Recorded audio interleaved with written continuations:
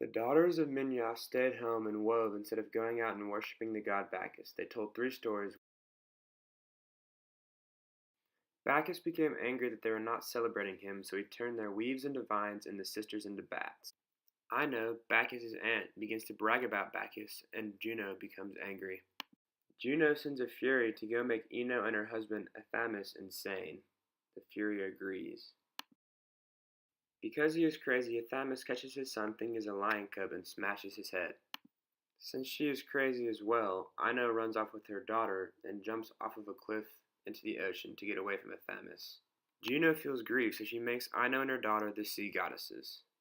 Cadmus, the king of Thebes, leaves because of the crazy things that have happened with his wife. He starts to wonder if the gods are punishing him for killing the big snake and begs to make him one as well.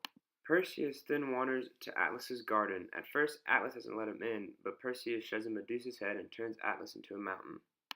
Perseus then goes to save Andromeda, who's being sacrificed to a sea monster. Perseus begs Andromeda's parents that if he kills the monster, then he'll get to marry Andromeda, and they agree.